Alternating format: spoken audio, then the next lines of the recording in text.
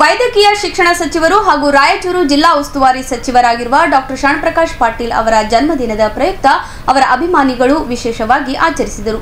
ಕಲಬುರಗಿ ನಗರದ ರಾಣಾಜಿ ಪೀರ್ ದರ್ಗಾ ರಸ್ತೆಯ ಕೃಷಿ ವಿಶ್ವವಿದ್ಯಾಲಯದ ಹತ್ತಿರದ ಶಿವಸಾಯಿ ನಗರದಲ್ಲಿರುವ ಮಾರ್ಗದರ್ಶಿ ಚಾರಿಟೇಬಲ್ ಟ್ರಸ್ಟ್ನ ನೆಮ್ಮದಿ ಹಿರಿಯರ ಮನೆ ವೃದ್ಧಾಶ್ರಮದಲ್ಲಿ ಶರಣಪ್ರಕಾಶ್ ಪಾಟೀಲ್ ಅವರ ಅಭಿಮಾನಿಗಳ ಬಳಗ ಹಾಗೂ ಅವರ ಆಪ್ತರ ವತಿಯಿಂದ ವಿಶಿಷ್ಟವಾಗಿ ಹುಟ್ಟುಹಬ್ಬವನ್ನು ಆಚರಿಸಲಾಯಿತು.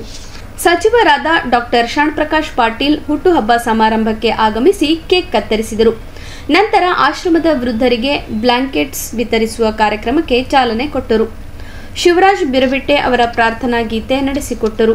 ಈ ಸಂದರ್ಭದಲ್ಲಿ ಡಾಕ್ಟರ್ ಶರಣಪ್ರಕಾಶ್ ಪಾಟೀಲ್ ಗೆಳೆಯರ ಬಳಗದ ಶರಣಗೌಡ ಪಾಟೀಲ್, ನೆಮ್ಮದಿ ಹಿರಿಯರ ಮನೆ ವೃದ್ಧಾಶ್ರಮದ ಅಧ್ಯಕ್ಷರಾದ ಆನಂದರಾಜ್, ಜ್ಞಾನ ಇನ್ಸ್ಟಿಟ್ಯೂಟ್ ಆಫ್ ಲರ್ನಿಂಗ್ನ ಅಧ್ಯಕ್ಷರಾದ ಸಂಗಮೇಶ್ವರ್ ಸರಡಗಿ ಸೇರಿದಂತೆ ಇತರರು ಉಪಸ್ಥಿತರಿದ್ದರು. ಶಿಕ್ಷಕರಾದ ಶಿವಕಾಂತ ಚಿಮ್ಮ ಕಾರ್ಯಕ್ರಮ ನಿರೂಪಿಸಿದರು. ವಿಶ್ವವಿದ್ಯಾಲಯದ ಹತ್ತಿರ ಶಿವಸಾಯಿ ನಗರದಲ್ಲಿರುವ ಮಾರ್ಗದರ್ಶಿ ಚಾರಿಟಬಲ್ ಟ್ರಸ್ಟ್ ಕಲಬುರಗಿ ಅವರು ನಡೆಸುತ್ತಿರುವ ನೆಮ್ಮದಿ ಹಿರಿಯರ ಮನೆ ವೃದ್ಧಾಶ್ರಮದಲ್ಲಿ ವಿಶಿಷ್ಟವಾಗಿ ಹುಟ್ಟುಹಬ್ಬವನ್ನು ಆಚರಿಸಲಾಯಿತು.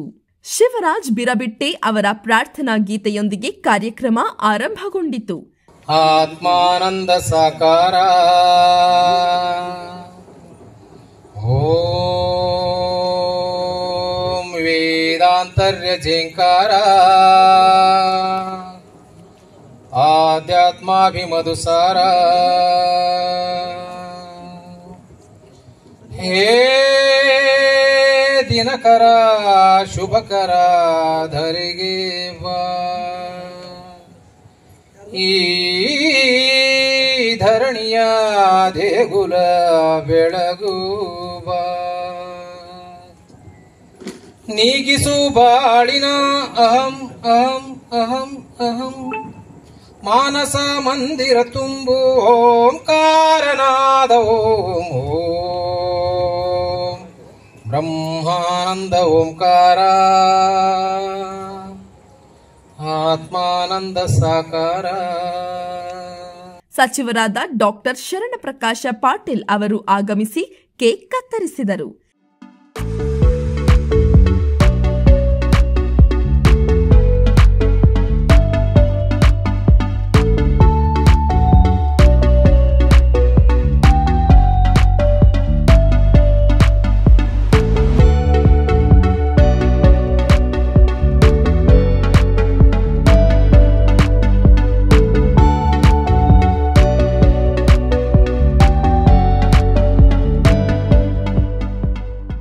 ನಂತರ ಆಶ್ರಮದ ವೃದ್ಧರಿಗೆ ಬ್ಲಾಂಕೆಟ್ಸ್ ವಿತರಿಸುವ ಕಾರ್ಯಕ್ರಮಕ್ಕೆ ಚಾಲನೆ ಕೊಟ್ಟರು.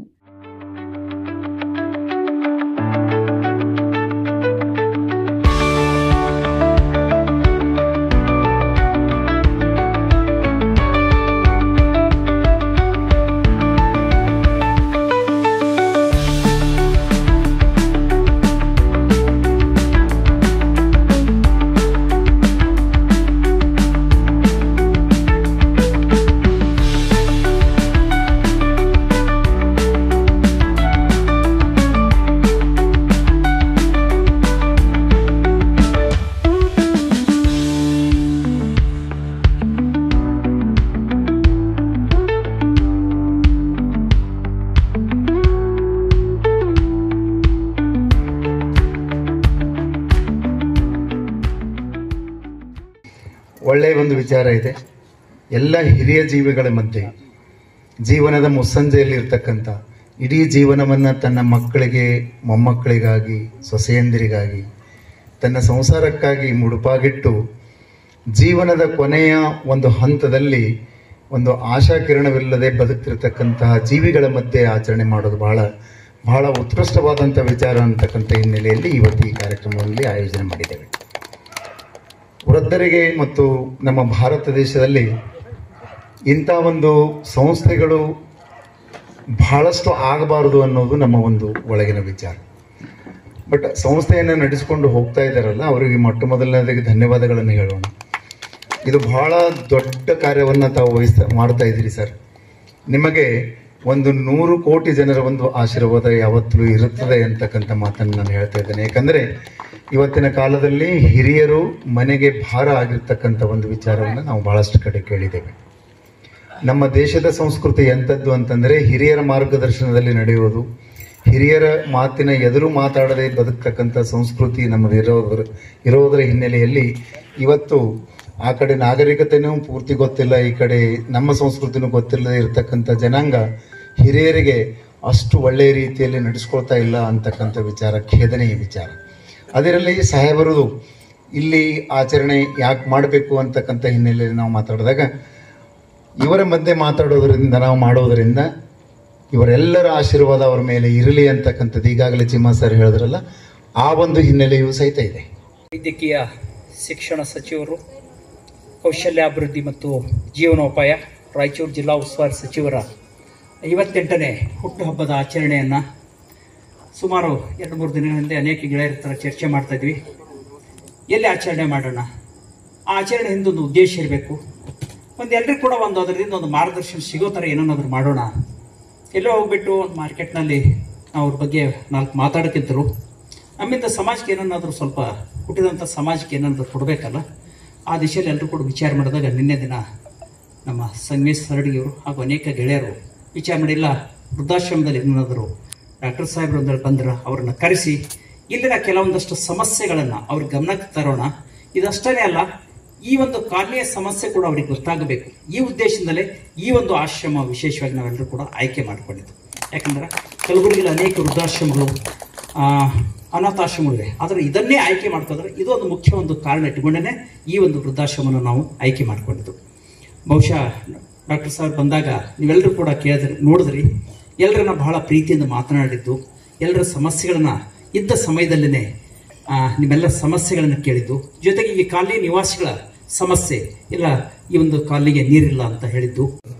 ಇಂದಿನ ಕೇಂದ್ರ ಬಿಂದುವಾದಂಥ ಮಾನ್ಯ ಸಚಿವರಾದಂಥ ಶ್ರೀ ಶರಣಪ್ರಕಾಶ್ ಸರ್ ಅವರ ಜನ್ಮ ದಿನಾಚರಣೆಯನ್ನು ಮಾರ್ಗದರ್ಶಿ ಚಾರಿಟಬಲ್ ಟ್ರಸ್ಟ್ ನೆಮ್ಮದಿ ಹಿರಿಯರ ಮನೆಯಲ್ಲಿ ಆಚರಣೆ ಮಾಡೋದಕ್ಕಾಗಿ ಇದನ್ನು ಉಸ್ತುವಾರಿ ತೆಗೆದುಕೊಂಡಂಥ ಶರಣ ಸರ್ ಅವರಿಗೂ ಎಲ್ಲ ಗೆಳೆಯರ ವೃಂದದವರಿಗೂ ನಾನು ಸಾಷ್ಟಾಂಗ ನಮಸ್ಕಾರ ಮಾಡುತ್ತೇನೆ.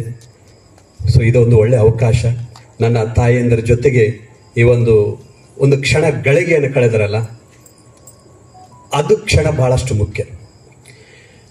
ಈ ವೃದ್ಧರು ಅವರು ತಮ್ಮ ಒಂದು ವಯಸ್ಸಿನಲ್ಲಿ ಏನೆಲ್ಲ ಕೆಲಸಗಳ ಮಾಡಿದ್ದಾರೆ, ಎಷ್ಟೆಲ್ಲ ಆಸ್ತಿ ಗಳಿಸಿದ್ದಾರೆ, ಮಕ್ಕಳನ್ನು ಎಷ್ಟೆಲ್ಲ ರೀತಿಯಿಂದ ಸಲುವಿದ್ದಾರೆ. ಆದರೆ ಕೊನೆ ಗಳಿಗೆಯಲ್ಲಿ ಆ ವೃದ್ಧಾಪದಲ್ಲಿ ಅವರು ಅನುಭವಿಸಿದಂಥ ವೇದನೆಗಳು ಮರಳಿ ಕೆರಳುತ್ತಿರ್ತವೆ. ಅವಾಗ ನೀವು ಇಂಥವ್ರು ಹೊರಗಡೆಯಿಂದ ಬಂದು ಅವ್ರ ಜೊತೆಗೆ ಊಟ ಮಾಡಿ ಒಂದಿಷ್ಟು ಮಾತಾಡಿ ಹೋದರೆ ಆ ಕ್ಷಣಗಳು ಮರೀತವೆ.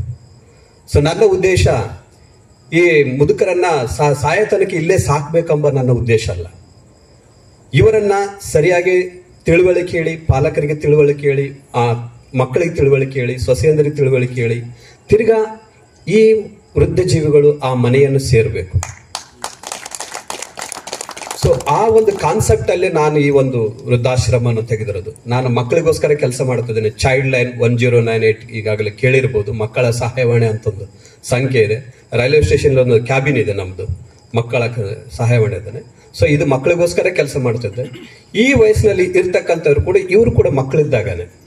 ಸೊ ಇವರೇನು ಮಕ್ಕಳ ತರನೇ ಆಗುತ್ತಾರೆ, ವೃದ್ಧಾಪ ವಯಸ್ಸಿನಲ್ಲಿ ಮಕ್ಕಳ ತರ ಇವರು ಕೂಡ ಒಂದು ಮಕ್ಕಳಿದ್ದಾಗನೆ. ಅದಕ್ಕೋಸ್ಕರ ನಾನು ಬಹಳಷ್ಟು ವೃದ್ಧರನ್ನ railway station, bus stand, market ಅಲ್ಲೆಲ್ಲ ನೋಡ್ತಾ ಇದ್ದೆ. ಸೊ ನನಗೆ ಚಿಂತೆ ಬರ್ತಿದ್ದೆ, ನಾನು ಮಕ್ಕಳ ಬಗ್ಗೆ ಕೆಲಸ ಮಾಡ್ತಿದ್ದೇನೆ, ಇವರು ಕೂಡ ಒಂದು ಮಕ್ಕಳಿದ್ದಾಗನೆ ವೃದ್ಧಾಪ ವಯಸ್ಸಲ್ಲಿ ಮತ್ತೆ ಮಕ್ಕಳಾಗಿ ಬರ್ತಾರೆ. ಆದ್ರೆ ಮನೆಯಲ್ಲಿ ಯಾವುದೇ ಒಂದು ತೊಂದರೆಯಿಂದ ಸೊಸೆ ಅಥವಾ ಮಗ ಸೇರೋದಿಲ್ಲ, ಮತ್ತೆ ಇವರನ್ನ ಮೊಮ್ಮಕ್ಕಳು ಬೇರೆ ಬೇರೆ ವಿಚಾರದಿಂದ ಅವರನ್ನ ಹೊರಗಡೆ ಅಟ್ಟಲ್ಪಟ್ಟಿರ್ತಾರೆ, ಅಂದ್ರೆ ಹೊರಗಡೆ ದೂಡಲ್ಪಟ್ಟಿರ್ತಾರೆ. ಈ ಸಂದರ್ಭದಲ್ಲಿ ಡಾಕ್ಟರ್ ಶರಣಪ್ರಕಾಶ ಪಾಟೀಲ್ ಗೆಳೆಯರ ಬಳಗದ ಶರಣಗೌಡ ಪಾಟೀಲ್, ನೆಮ್ಮದಿ ಹಿರಿಯರ ಮನೆ ವೃದ್ಧಾಶ್ರಮದ ಅಧ್ಯಕ್ಷರಾದ ಆನಂದ್ ರಾಜ್, ಜ್ಞಾನ ಇನ್ಸ್ಟಿಟ್ಯೂಟ್ ಆಫ್ ಲರ್ನಿಂಗ್ನ ಅಧ್ಯಕ್ಷರಾದ ಸಂಗಮೇಶ ಸರಡಗಿ ಸೇರಿದಂತೆ ಇತರರು ಉಪಸ್ಥಿತರಿದ್ದರು. ಶಿಕ್ಷಕರಾದ ಶಿವಕಾಂತ ಚಿಮ್ಮ ಕಾರ್ಯಕ್ರಮ ನಿರೂಪಿಸಿದರು.